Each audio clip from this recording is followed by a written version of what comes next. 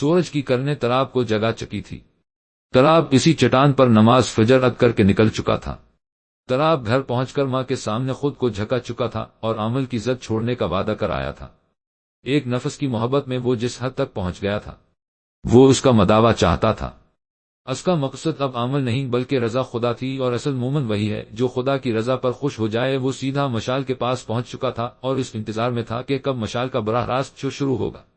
اچھا تو تراب، تم تو ہماری ہی یونیورسٹی کے ہو، امید ہے تم جاتے جاتے مجھے گستاخ کافر نہیں کہا کہ جاؤ گے۔ مشال نے مسکراتے ہوئے طنز کیا تھا۔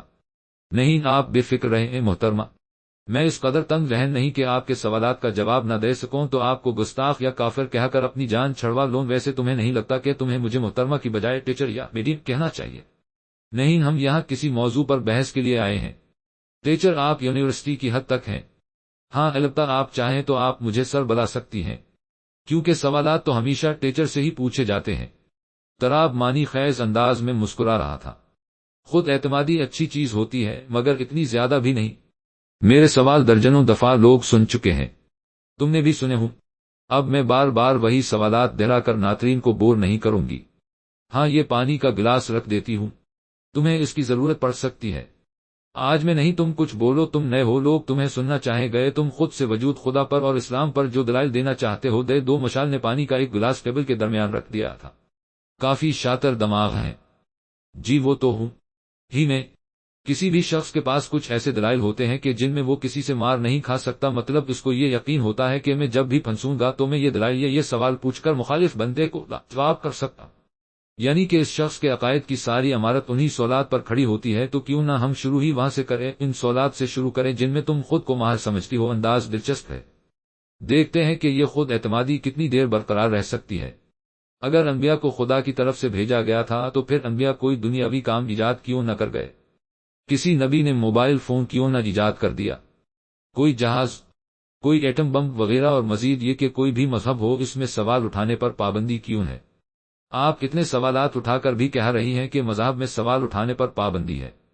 آپ قرآن کو پڑھ لیں، واضح الفاظ میں لکھا ہے کہ سوال کرو اہل علم سے اگر تم جاہل ہو۔ اسلام نے کبھی سوال اٹھانے پر پابندی نہیں لگائی۔ آپ نے اسلام کو صرف ایک مخصوص طبقے تک رکھ کر سمجھا، جبکہ اسلام پوری امت کا دین ہے، نہ کہ چند مخصوص افراد کا۔ اور رہی بات یہ کہ انبیاء نے جہاز، ایٹم بم یا موبائل کیوں نہیں ایجاد کر دیے، تو اس میں کون سی بڑی بات ہے؟ انبیاء سے یہ سوال ہی نہیں ہوا تھا۔ اللہ نے ہر نبی کو اس دور میں منوانے کے لیے ایسے معجزات دیے تھے کہ اس دور میں ان کاموں کا ہو جانا ناممکن تھا۔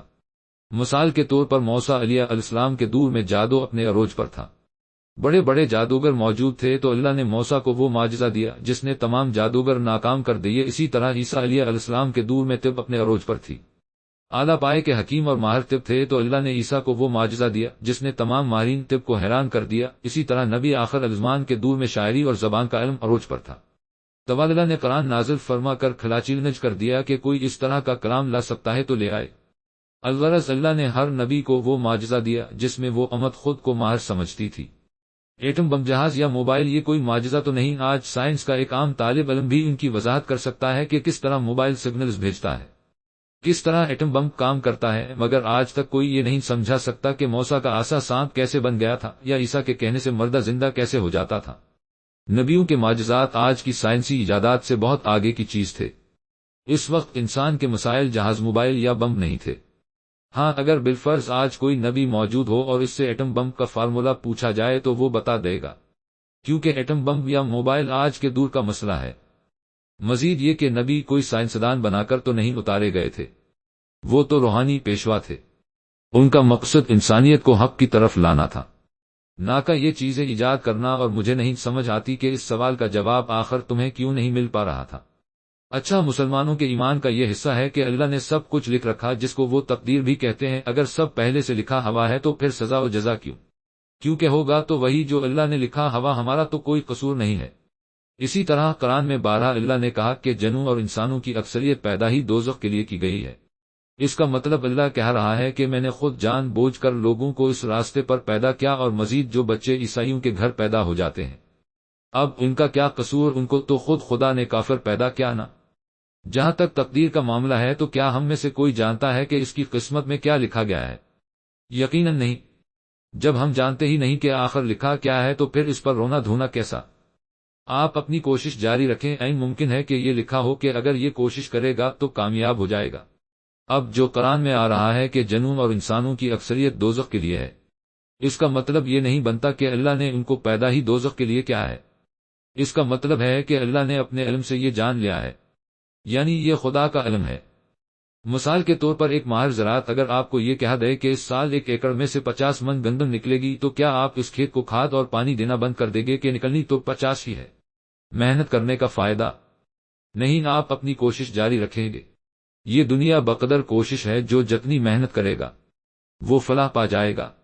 مسلمان گھرانے میں پیدا ہونے کا مطلب جنت کی ٹکٹ مل جانا نہیں ہے۔ بہت سے مسلمان ہیں جن کے اعمال کفار سے بھی برتر ہیں۔ اس طرح بہت سے سکھ، عیسائی، یہودی بھی کوشش کر کے مسلمان ہو جاتے ہیں۔ بنیادی طور پر جو بھی بچہ پیدا ہوتا ہے وہ وہی مذہب اختیار کرتا ہے جو اس کے اجداد کا ہو، باقی اس کی کوشش ہے، جو محنت کرے گا وہ فلاح پا جائے گا۔ اب کس نے کتنی محنت کی یہ اللہ ہی جانتا ہے۔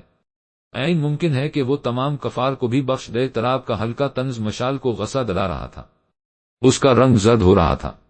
آخر خدا کو عورت سے مسئلہ کیا ہے؟ وہ چلائی، محترمہ پانی پی لیں۔